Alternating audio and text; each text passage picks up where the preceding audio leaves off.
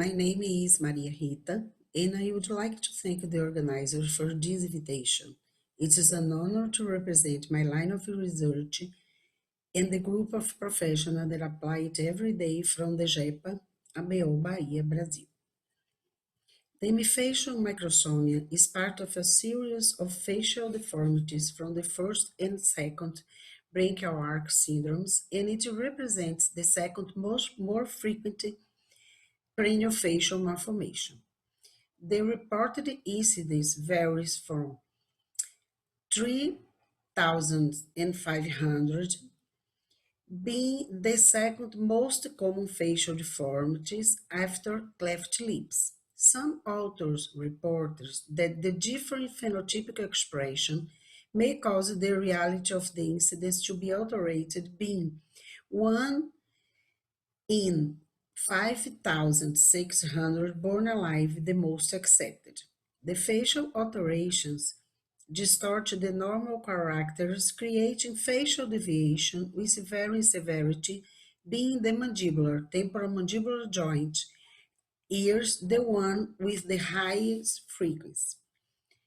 The first brachial arcs originates mandibular arc, lower part of the face and anterior part of the tongue, trigeminal nerve, mastigatory muscles, mylohyoid, palatal vein tensor, intensor eardrum, malleolus, anterior malleolus ligament, and sphenomandibular ligament and maxillary process.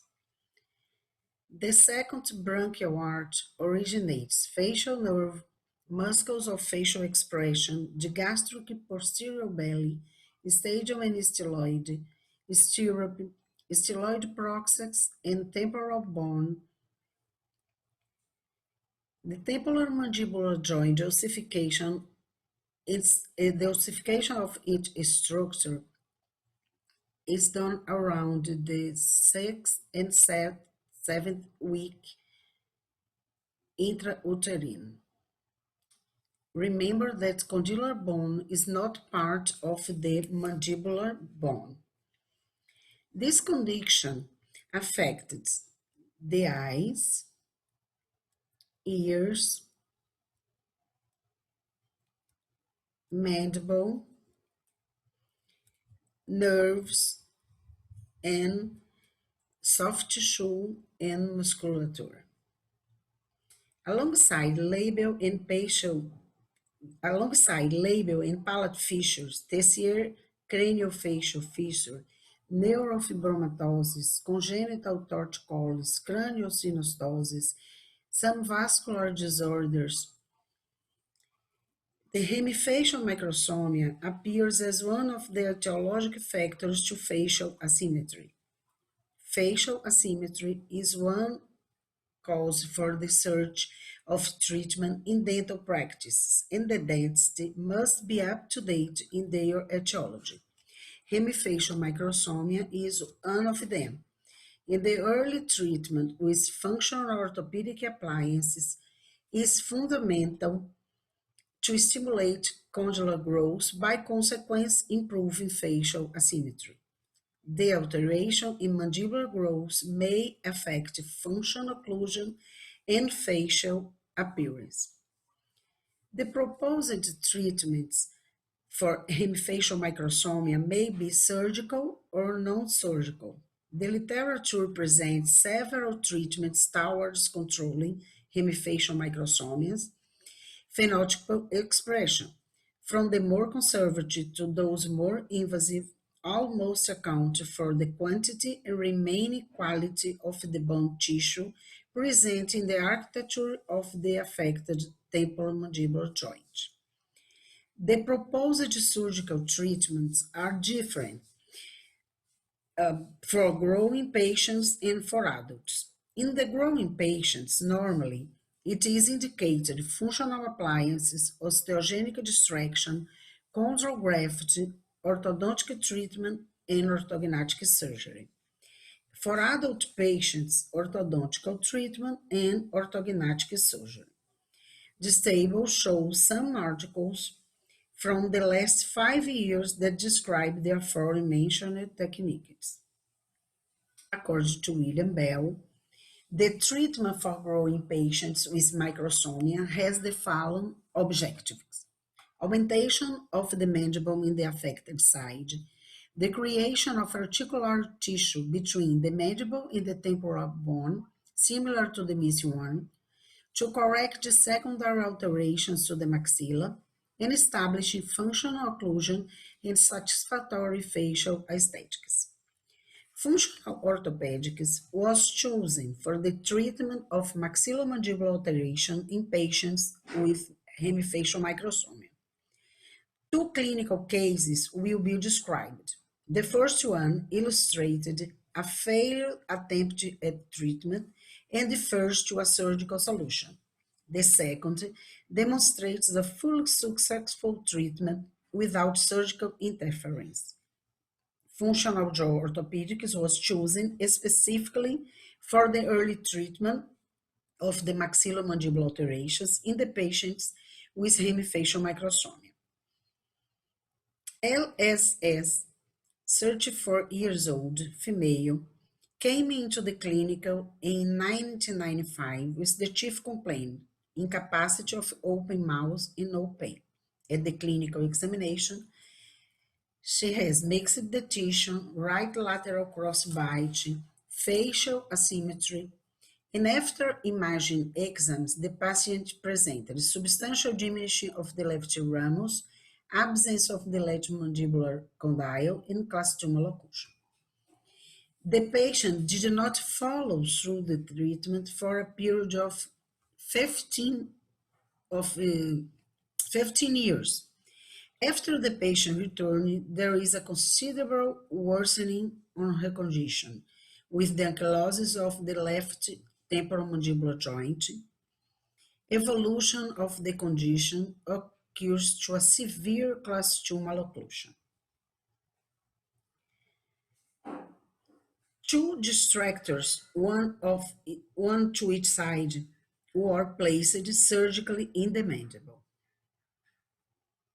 Look at the patient face 60 days following the surgery, her right profile, left profile. And here we can observe the amplitude gain on mouth opening.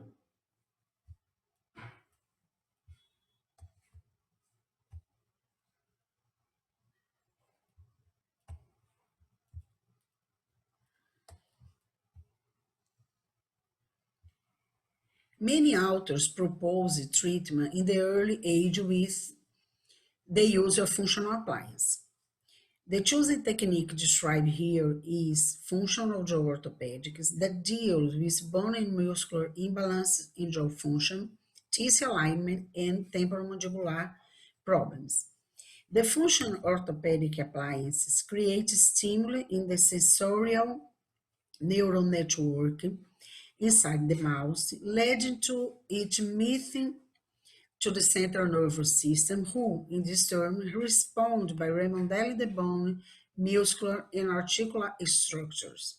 In such, the facial aesthetics and function inserted by the mouse are reestablished, retrieving balance to the buccofacial system. GMMS, 18 years old, male, came into the clinic in 2002 with the chief complaint microtia. Clinical follow in accordance to the JEPA protocol until the age of 5. He has deciduous dentition, left lateral crossbite, and facial asymmetry. After imaging exams, the patient presented left hemifacial microsomia, substantial diminution of the left ramus, absence of the left mandibular condyle, and class 2 malocclusion.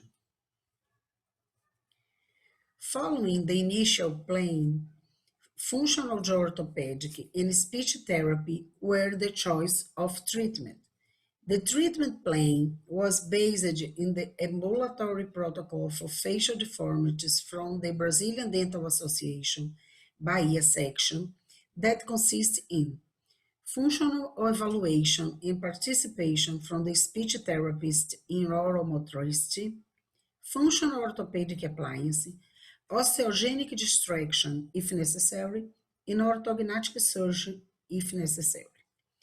The selected function appliance was the SN2 based on the following priority sequence: the presence of posterior rotation, the median line deviation was true, cross-bite, the joint status and the muscular status was bad, and mandibular dynamics was very altered.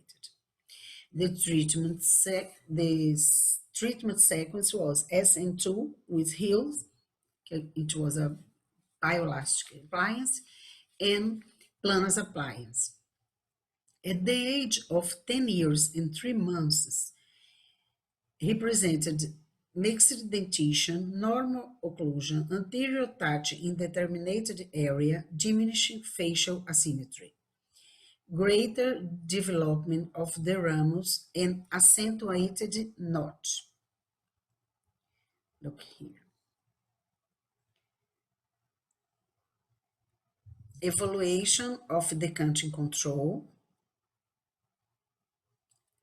At the age of 14 years old, he presents permanent dentition, edge-to-edge, diminished facial asymmetry, greater development of the ramus and the condyle, and was proposed a treatment with SN7, suspended orthognathic surgery, and currently awaiting reconstruction of the auricular pavilion. Jim observed the diminution of the notch and notes the development of a new TMD 10 years into use of functional orthopedic appliance. By means of using neural stimuli, functional joy orthopedic appliances differs fundamentally and conceptually from facial orthodontics, with uses mechanical force over the teeth and bone through fixed appliance like, for instance, a Hyrax. Functional jaw orthopedic appliance produce an adequate stimulation of the neurons that is sent to the mouse regions in the sensorial cortex, which process the stimulus and transmitted back a remodeling response to the stomatognatic system. The changes that occur in the stomatognatic system are also incorporated by the responsible for the maintenance of the new balance, as was postulated by Professor Vilma Simões since 1974. Facial deformities possess an indefinite responsive condition. Regardless of their etiology, the responses to physiological stimulus are imprecise. Treatment in early age using functional jaw orthopedic appliances in children with hemifacial microsomia is still not a consensus in the literature. Most articles found are case accounts with few longitudinal studies and only one systematic review, and most of them with surgical emphasis. Even though many authors consider the possibility of stimulating growth on the affected condyle, be it through functional jaw orthopedic appliances or fixed appliances placed in the prepubertal period, there are surgical techniques recommended. The referred surgical techniques are also indicated from an early age, 3 years old, with the goal of restoring condylar growth, improving development of facial bone, repairing facial deformities. This controversy may also be instead by inadequate classification because agenesis or malformation of the condyles must not be confused with hemifacial microsomia. Longitudinal studies have demonstrated a return of the asymmetry after bone distraction, even it performed during growth. There is no evidence that early distraction has a long-term effect. Even taking into consideration that fact, some authors consider more than half of the studied cases have satisfactory results and still recommended as a protocol early osteogenic distraction. The correction of mandibular deviation, maxillar canting, mandibular growth rotation, dentitional eruption is common objective for these patients, regardless of the used technique. However, it's notable that functional jaw orthopedic appliances used adequately promote these results, as seen in this discussed case. The chosen treatment follows the priority protocol idealized by Professor Vilma Simões, thus determining the change of therapeutic posture needed to obtain these results. In conclusion, appropriate and inopportune age treatment improves aesthetic, function, and quality of life of the affected children, as well as reduces and sometimes eliminates the necessity of future surgeries. Ideally, functional treatment in patients with microsomia must start as early as possible, always intended in the goal of normalizing the tissues and inducing bone growth. Longitudinal studies and systematic reviews are necessary for better comprehension of the effects of functional jaw orthopedic appliances on the affected condyles of patients with hemifacial microsomia. I would like to reiterate my thanks to my postgraduate students, my colleague professors from JEPA Bahia, and my patients. Thank you.